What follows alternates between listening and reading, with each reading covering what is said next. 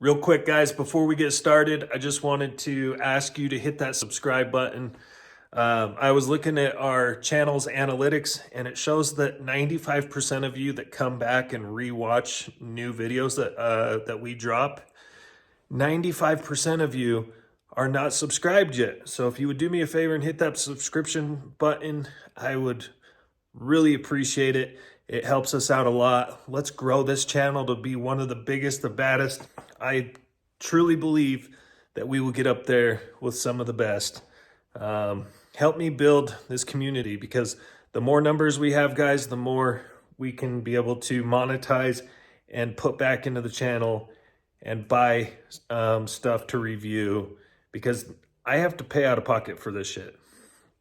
You know, I pay out of pocket to do these reviews, these product reviews. So do me a favor, hit the subscribe button. So let's get on with the video. As you can guess it probably from the thumbnail that you clicked on, today we're going to be ripping out the dinosaur head unit that's in Lilith, which is the piece of crap stock stereo head unit that came from the factory with the bike. Giant piece of garbage. It started cutting out on me the last couple months. Because of Black Friday, I was able to pick up the Soundstream Reserve for more than half off. I believe it was like 60% off. So can't wait to get this new radio in there, and it'll completely change up the entire look of the bike. Not just the functionality, but the look as well. So I'm gonna get the outer fairing off. I'm sure you guys have seen videos on how to remove your outer fairing. We're gonna get that popped off. I'll show you guys how to take the old head unit out, and I'll show you how to install the new one. Okay, guys, so we got the outer fairing off. Next thing we got to do is undo a couple bolts here. So that one right there, one there, one on this side, and then same on this side. So 4 total. Then we'll unhook all these. This will just lift out, and then we can put the new one in.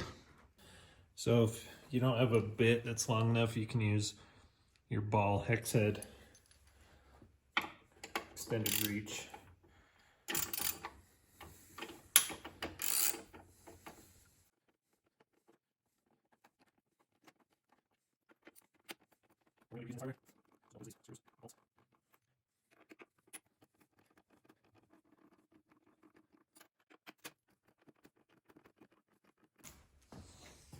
So yeah, these 2 bolts here for the bracket are just Torx 25.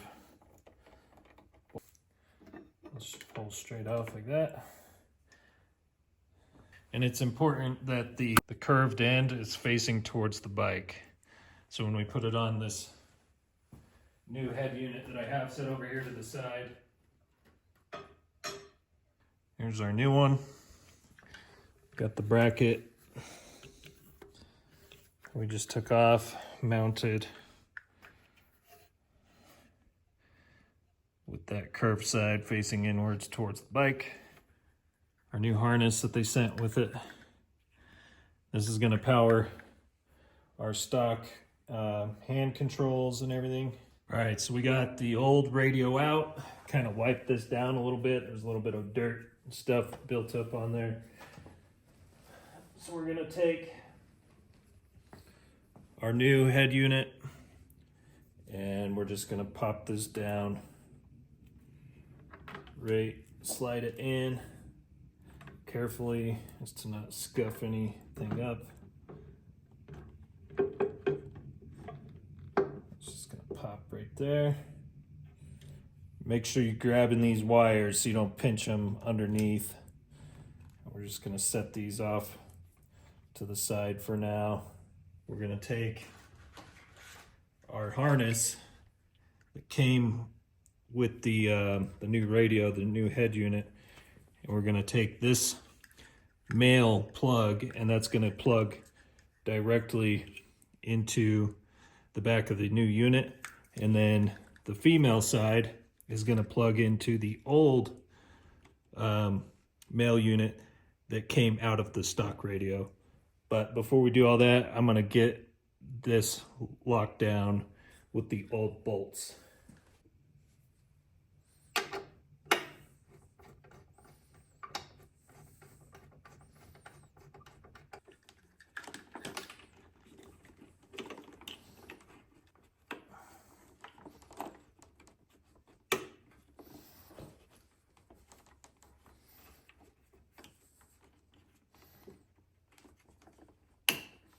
Just like that. And we're gonna take this side, just like that. Boom. Then we're gonna take our other connections that we took off. All right, so this first plug is gonna be our USB, and it's just the black one. It's gonna go into the first port right next to the factory, or next to the main harness. And then the next one's gonna be our AM FM wire, the antenna. And that one's just gonna go snap right into there. So let's just give this a double check, see how this looks. I'm liking how it looks already, without those big gaudy buttons on there.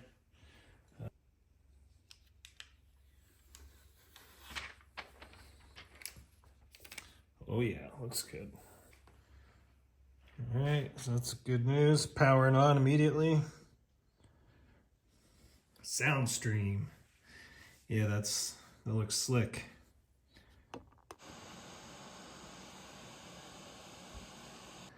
But it looks like all of our lighting is working. Let's give that a double check. You can see our turn signals from our windshield, trim, and our lowers. Let's just check this real quick. Turn our four-ways on. Everything's working. Check the rears. Yes, everything's working. Check our turn signals. Yep. Yep. All right, so the radio's working.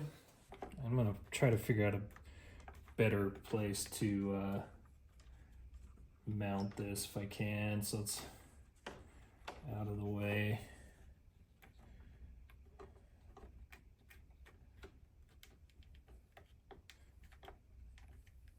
I'll figure that out here in a minute, but so we got these two plugged in. We got the rest of everything plugged in. I'm guessing this is probably just a power line, not sure. They also included, if you want to use Android Auto or Apple CarPlay for the voice commands, they included a microphone that you would plug in to the black connector here, this one here, and then run it up. And they say to do it up behind your windscreen, but I'm not going to put this on there. I think it would look tacky, and if I make any calls, it's always through my helmet if I do make any calls. But yeah, I'm not going to be plugging that in, so I'm just going to tuck these guys out of the way. This was our GPS plug here, so we'll figure out where the GPS needs to plug into. All right, guys, so after kind of checking things out and looking over a few things online, I discovered you can only use GPS when your phone is connected, so either through Apple CarPlay or Android Auto. But I will say it's a night and day difference between this and the Boom GT or even the Boom GTS from Harley. Leaps and bounds in technology and improvements. I mean, you can change your background colors, your button colors here on the sides. Yeah, I mean, there's a, I believe a 12 band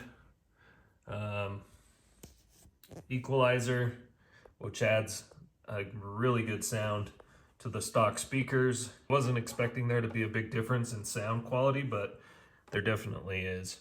But yeah, you got all sorts of stuff you can go through here and change. You got your display settings, touch key color, so auto changing color. Oh, there we go. Red. It was on auto change. Duh. All right, so we got background wallpaper. We can change that. We got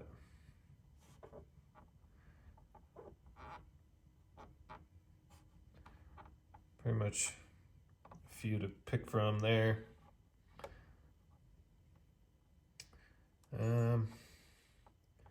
Audio. I mean, yeah, there's all sorts of stuff to go through here and set it up to your liking and customize it how you want. So, but yeah, like I said, leaps and bounds above stock. I would highly recommend it, especially while they're on sale right now. I picked this up for $4.99. These are normally $8.99, $7.99 to $8.99, depending on who you get it through. I would highly suggest going through Note Cycles. They seem to always have the best inventory on these, and their shipping is super fast. So overall, give it like a 9 out of 10. I would give it a 10 out of 10 if we were able to use GPS without the phone. But other than that, it's solid, sounds great, performs very well. The startup on it is very fast. As soon as you start the bike up, it immediately turns on. So, but yeah, you see in the install, fairly straightforward, pretty simple. I'm definitely looking forward to being able to use this for many miles down the road. Much love, guys. I hope this video was of some help. We will catch you on the next one. Next video coming up is the Recluse Slave cylinder and the anodized gold cover. A little sneak peek to match the derby cover for the other side. So that'll be coming up here in the next day or two, just working on the edit for that. So again, guys, much love. We'll talk to you soon. Peace out.